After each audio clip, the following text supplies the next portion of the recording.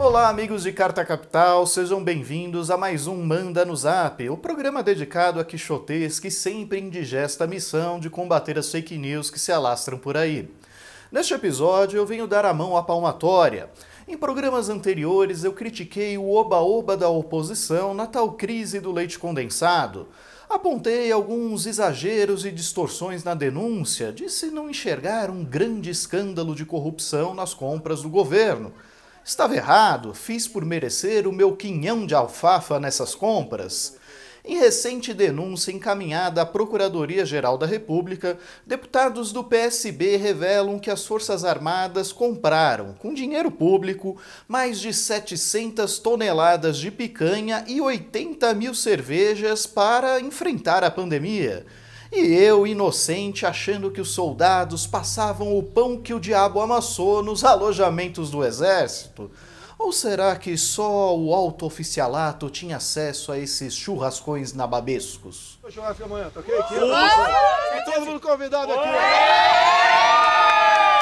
O programa também fala sobre o melancólico enterro da Lava Jato. A operação que pretendia varrer a corrupção do Brasil terminou com o maior escândalo judicial da história, na avaliação de jornais estrangeiros e de ministros do Supremo Tribunal Federal. Por onde anda aquele balão inflado do Super Moro?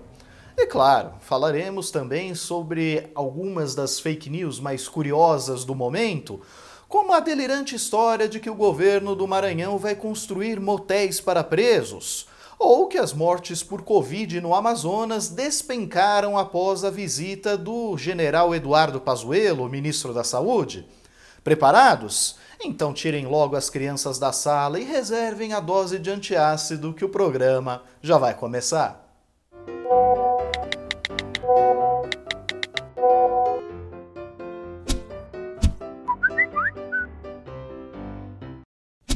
O ex-capitão Jair Bolsonaro é mesmo uma bênção para as Forças Armadas. Dos 23 ministérios de sua gestão, 11 são ocupados por pessoas com histórico militar. A turma nunca teve tanto prestígio desde o fim da ditadura. De acordo com um levantamento divulgado pelo Tribunal de Contas da União em julho de 2020, mais de 6 mil militares da ativa e da reserva ocupam cargos civis no governo. O número praticamente dobrou desde que Bolsonaro assumiu. Nem mesmo a Venezuela de Nicolás Maduro, tão criticada pela direita brasileira, tem uma gestão tão militarizada. Além do loteamento de cargos públicos, as Forças Armadas receberam numerosas benesses do governo Bolsonaro. Em 2019, quando a reforma da Previdência reduziu benefícios e obrigou os brasileiros a trabalhar muito mais para ter direito à aposentadoria, a turma fardada conseguiu barganhar uma reforma muito mais branda, atrelada a um generoso plano de cargos e carreiras que aumentou o salário dos militares da ativa em até 43%. E muitos privilégios permaneceram intocados, como o salário integral e sem idade mínima. Bateria! Fogo! Além disso, Bolsonaro turbinou o orçamento do Ministério da Defesa. Em 2021, pretende gastar 110 bilhões de reais. É quase o mesmo valor reservado para o Ministério da Educação, 114 bilhões. Eis o custo de manter uma tropa preparada para defender o Brasil em caso de um conflito armado, algo que não ocorre desde a Segunda Guerra Mundial, quando Getúlio Vargas enviou 25 mil pracinhas brasileiros para se juntar aos aliados no fronte norte da Itália.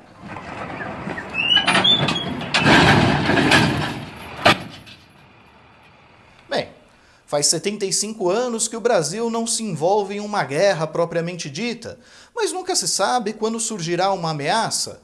Recentemente, Bolsonaro ameaçou usar pólvora contra os Estados Unidos de Biden. Estão lembrados? Assistimos há pouco aí um grande candidato à chefia de Estado dizer que se eu não apagar o fogo da Amazônia, levanta barreiras comerciais contra o Brasil. E como é que nós podemos fazer frente a tudo isso? Apenas a diplomacia não dá. E quando acaba a saliva, tem que ter pólvora. Senão não funciona. O novo presidente dos Estados Unidos ficou em silêncio. deve ter se borrado de medo com um alerta do ex-capitão. Afinal, que outro país do mundo trata tão bem as suas forças armadas? Somente no ano passado, nossos militares devoraram 700 toneladas de picanha e 80 mil cervejas, segundo um levantamento feito por deputados do PSB no painel de compras do Ministério da Economia. E aí? Sai o churrasquinho ou sai? E não pense vocês que é aquela picanha de má qualidade que a gente encontra no supermercado, grande, dura, avançando sobre o colchão duro, para enganar os incautos, né? Não, é coisa de primeiríssima qualidade, tipo exportação, R$ 118 o quilo. E esqueçam aquelas cervejas baratas com excesso de milho. A turma faz questão de Heineken, Eisenbach, Estelinha. Os preços chegam a ser até 50% mais caros que os praticados no mercado. Mas isso é detalhe. Quem está preocupado com isso, a gente está preocupado em não deixar os nossos militares ficarem empapuçados ou com dor de cabeça depois do churrascão, não é mesmo? E a Semana Santa? Pensam que o bacalhau é aquela tripa magrela, cheia de espinho e pele? Nada, é lombo de bacalhau, dessa lapa, R$ 150 o quilo. Sem falar do uiscão para animar o papo depois do almoço, né? E aí, estão com inveja? Bom, o que eu fico mais chateado é com os amigos da onça que serviram o exército e me desincentivaram a seguir a carreira militar. Mentiram para mim na cara larga. Diziam que a comida do alojamento era uma porcaria, que nos treinamentos de sobrevivência na selva eram forçados a comer coisas indescritíveis. Reclamavam também de tratamentos degradantes, como passar longos períodos na água fria de algum rio lamacento, enquanto eram insultados pelos oficiais. Bem, devem ter mentido sobre isso também. Não era castigo, era uma gincana.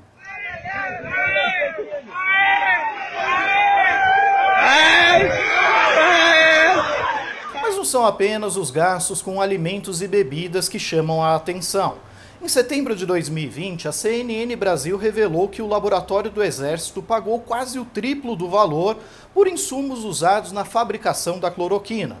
Como é de conhecimento até do mundo mineral, incontáveis pesquisas provam que o medicamento não tem qualquer eficácia contra a Covid-19, além de causar arritmia e outros efeitos colaterais. Mesmo assim, Bolsonaro fez uma gigantesca encomenda às Forças Armadas para oferecer essa droga como tratamento precoce da Covid. Resultado? O medicamento está encalhado nos estados e municípios. Em algumas cidades, como Blumenau, em Santa Catarina, o estoque disponível daria para atender a demanda por 100 anos. Não por acaso, o Tribunal de Contas da União deu um prazo de 15 dias para o Ministério da Saúde, a Fiocruz, e o Exército esclarecerem esse esforço de produção e distribuição da droga. E Bolsonaro ainda reclama do apelido de Capitão Cloroquina.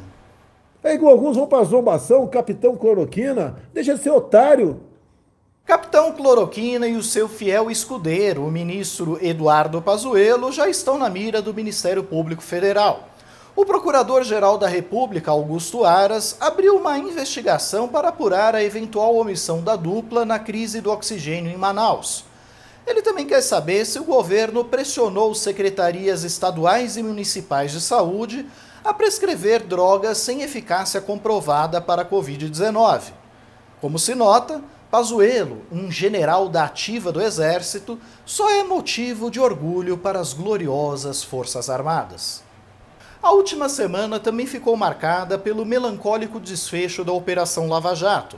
Após o ministro do STF, Ricardo Lewandowski, retirar o sigilo das conversas hackeadas do ex-juiz Sérgio Moro e de procuradores da extinta Força-Tarefa da Lava Jato em Curitiba, restou mais do que comprovado o conluio da turma para incriminar Lula a qualquer custo. Bem, esses procuradores tentaram recorrer ao Supremo para bloquear o acesso da defesa de Lula a essas mensagens. Mas a Operação Abafa deu com os burros na água. A segunda turma do STF acabou mantendo esses diálogos abertos e ainda aproveitou a ocasião para passar um sabão nos lavajatistas. É constrangedor. É constrangedor o que está... A não ser que os fatos não existiram. Porque se eles existiram, eles são constrangedor. Ou esses diálogos não existiram, ou nós estamos diante de qualquer outra coisa. Mas se eles não existiram, tem que se demonstrar, ou estamos, de fato, diante de uma obra ficcional das mais notáveis, e esses hackers de Araraquara então seriam um novo Gabriel Garcia Marques, ou estamos diante de fatos de uma gravidade cuja avaliação eu me abstenho de fazer agora. Então, vejam os senhores o tamanho do constrangimento. Pois é, o ministro Gilmar Mendes classificou o conluio de Moro e dos procuradores de Curitiba como o maior escândalo judicial da história. É o mesmo termo usado em um artigo recentemente publicado pelo New York Times. O caso repercutiu no mundo inteiro. Segundo o Washington Post, a Lava Jato terminou de forma melancólica. O francês Le Monde descreve o fim sem tambores nem trompetes da operação, maculada pela atuação política de Sérgio Moro. O espanhol El País observa que as mensagens abrem as portas para a anulação do julgamento de Lula. E o italiano Avvenire, de Milão, demonstra perplexidade com as mensagens trocadas entre o juiz e os procuradores. Aliás, uma recente pesquisa revela que, sob a gestão Bolsonaro, 92% das notícias sobre o Brasil no exterior são negativas. Quem acompanha o Manda no Zap certamente não está surpreso. Vira e mexe, a gente mostra aqui a repercussão das trapalhadas do governo na mídia estrangeira. Enquanto isso, a indústria da mentira continua operando a pleno vapor. Espalharam por aí o boato de que o governo do Maranhão está construindo motéis para presos. Cascata, a Secretaria de Administração Penitenciária do Estado, apenas está construindo módulos internos dentro dos próprios presídios para que a população carcerária possa receber visitas íntimas, o que é um direito previsto na Lei de Execução Penal e acontece nas penitenciárias de todo o país.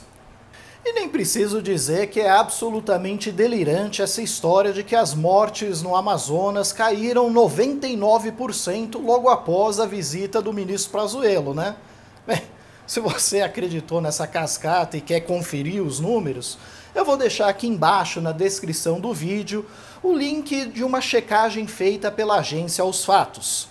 Bom, no programa da semana passada, sobre a associação do Capitão Cloroquina com o Centrão, nós recebemos mais de 400 comentários. Selecionamos alguns deles para o quadro Best Hater Forever, especialmente dedicado aos fãs que adoram nos odiar.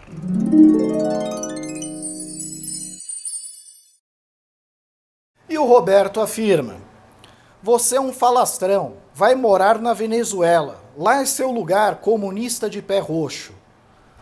Roberto, eu juro que não conheço essa expressão comunista de pé roxo. Pé roxo por quê? É uma alusão aos soldados soviéticos que derrotaram os nazistas em pleno inverno russo? Ou seria uma alusão aos militantes de esquerda que foram barbaramente torturados na ditadura? Que raio de pé roxo é esse, meu querido? Já o Ozzy diz: vocês não vão falar do submarino de ouro do Lulinha? Vocês ficam aí atacando o capetão. Bem, eu desconfio que aqui ele cometeu um ato falho. E nosso dinheiro sendo gasto com vacinas da China.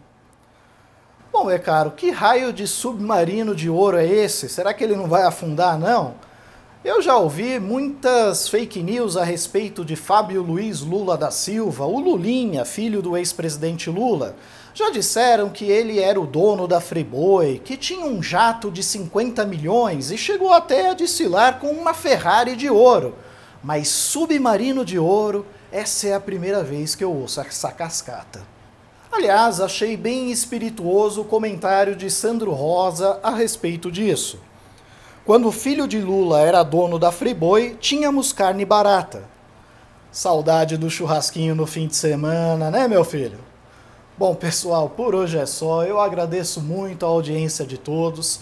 Se você gostou desse vídeo, curta, compartilhe, inscreva-se no nosso canal e, claro, assine Carta Capital. Há várias opções disponíveis, tem uma promoção relâmpago aí, até 38% de desconto para quem fizer a assinatura da edição impressa e até 60% de desconto para quem optar pelas edições digitais.